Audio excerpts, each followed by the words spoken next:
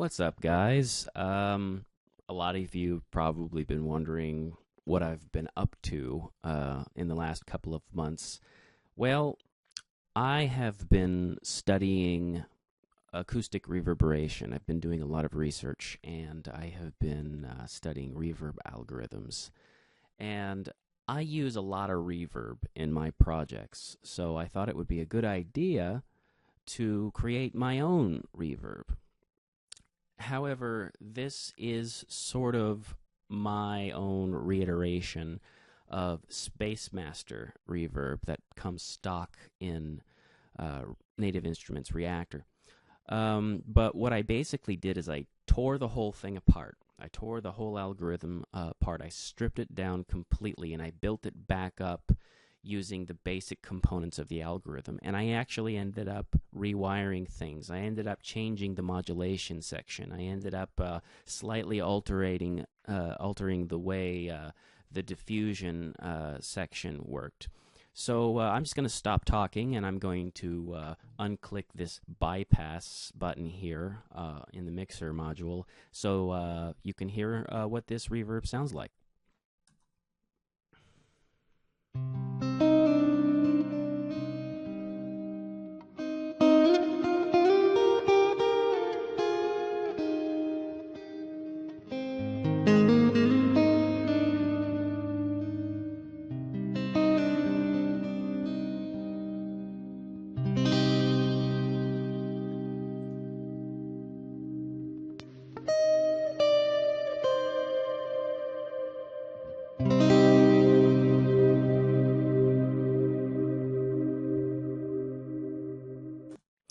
So I'm actually playing on my Squire Affinity right now simply because it's louder. I have to adjust the action. You might have heard a little electric shock there in the recording. That's because I've got my strings down too low. I need to raise the action up a little bit.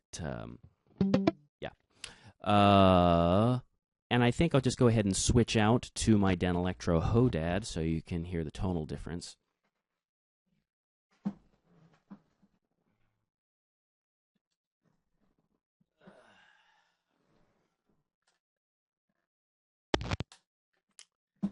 All right, so that's the dry signal. One thing that you'll notice is that you've got more than just reverb here. You've got chorus, tremolo, and a freeze section. The freeze section, I put a really interesting feature in here, which is the infinite button. And what the infinite button does is it basically just bypasses this filter cut module, so all the frequencies that are coming in go right back out through the feedback loop. And the feedback won't be infinite, but it will go on for quite a while, at least a few minutes. So I'm just going to go ahead and I'm going to tinker with the freeze section, which I have conveniently linked the hold button to the sustain pedal. So that's MIDI controller 64. So I'm using my sustain pedal as a controller for the freeze button. As you can see, the volume module over here also works in conjunction with the sustain pedal, and that comes in really handy when I want to do volume swells, which I think I'll just go ahead and do for you right now. I'll just unbypass, and we're going to tinker with the freeze module and get some volume swells going.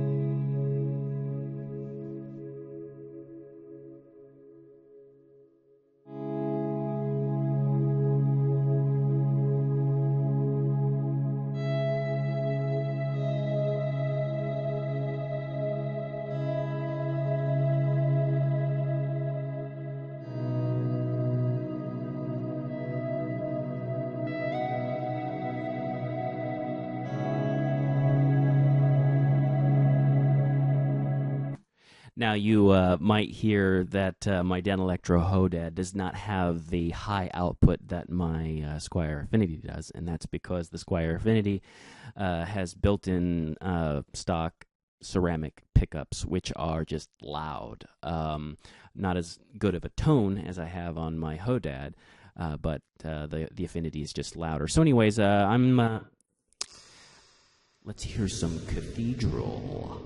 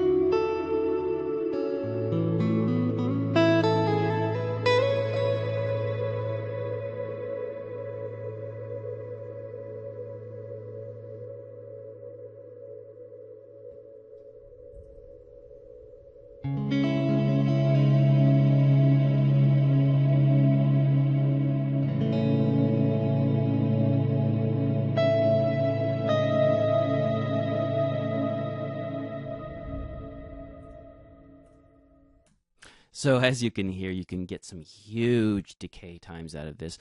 You know, you heard a few static shocks there, but that's from my guitar. That's not a product of this plugin here. Usually when I record my guitar tracks, I'll just go ahead and record the dry audio, and then I'll go edit that dry audio, and then I'll run it through the effect. But anyways, the setup basically for the algorithm is really simple. You got time, size, and diffuse for both the early and late reflections, and you have an early reflections and late reflections, basically a crossfader. So it's really easy to go ahead and model a reverb. I guess I'll go ahead and I'll just show you what's possible here. It's probably going to toggle off my bypass when I switch to this snapshot over here. Okay, as you can hear, this is kind of like a smaller room. This would be a smaller room here. Yeah. Now, it's just like a slight little slapback sound. And that would be your pre-delay time. Okay, your early reflection. And then the diffusion. Okay. And the late reflections, this time knob is really just controlling a multiplier on the feedback loop. So it's really just a feedback knob, but that's usually the general setup that you get. Usually in the late reflection section, if you see a time knob, in all probability, it's probably just throttling the feedback. So the size knob will just basically make the delay time longer in the late reflections, as you can hear that already. And if you turn the diffuse knob up, it's basically going to spread all of those delay times apart. So I'm not doing anything revolutionary here with the reverb, but I kind of set the modulation section up with the phase values where I like it. And yeah, I'm very proud to unveil DreamVerb.